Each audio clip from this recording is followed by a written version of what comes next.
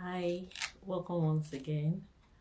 In today's video, I'll be talking about one of the scenarios you can have in your professional value station.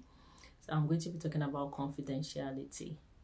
So just a little recap, professional value station is a silent written station and it is 10 minutes. So there are about, I think about 13 or 14 scenarios under professional value station, but in your exam, you're going to be having just one. You're going to be writing in bullet points. So you have your question paper, which you have your scenario in, and then you have your answer booklet as well. And it is important that you write clearly and legibly. So for professional value station, I would advise that you read your marking criteria, try to understand your marking criteria. This will guide you on how to answer your scenario questions. So I have a scenario here. I'm going to be reading out the scenario and then I'll read out my answers for the scenario as well. On your own, you can look out for other topics under professional value station.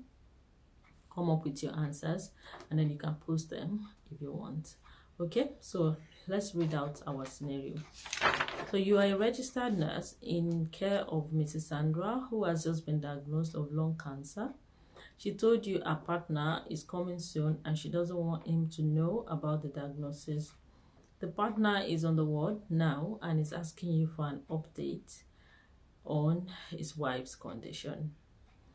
Using your knowledge of NMC 2018, the code, Professional Standards of Practice and Behavior for Nurses, Midwives and Nursing Associates, consider the professional, ethical, and legal complications of this situation.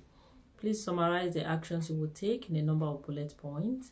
This is a silent written station. Please write legibly and clearly. You have 10 minutes to complete this station.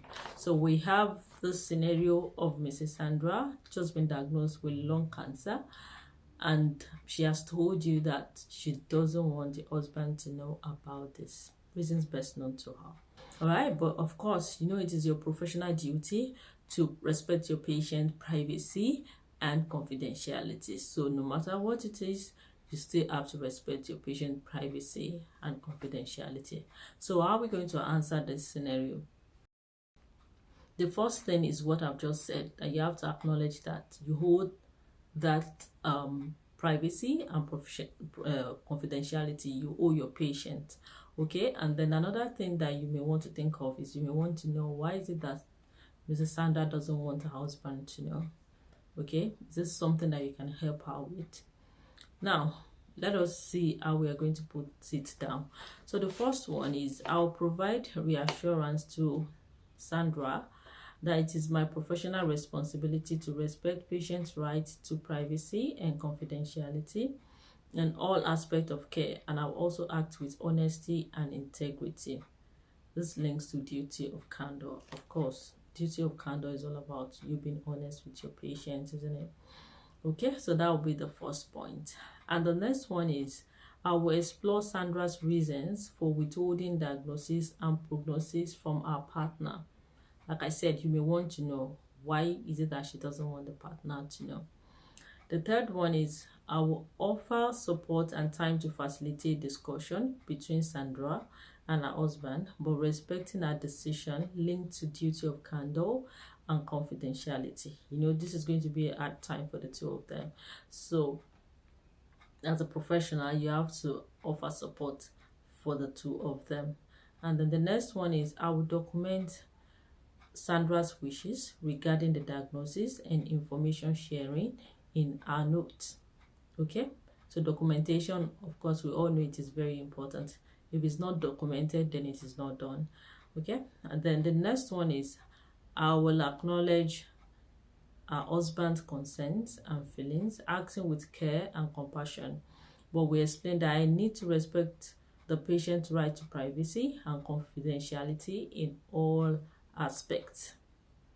Okay, and lastly, I'll acknowledge the need to keep to and uphold the standard and values set out in the code, which are to prioritize people, to practice effectively, to preserve safety, and to promote professionalism. And that is it. So remember, I said we're going to write in bullet points, and you have to write as clearly as possible. To be honest, it is a very simple station.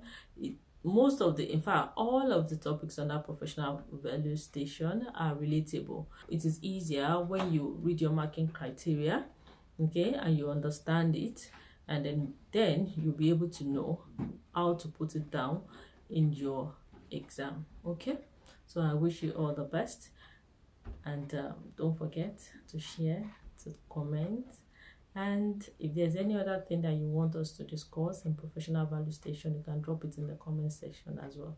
See you some other time. Bye.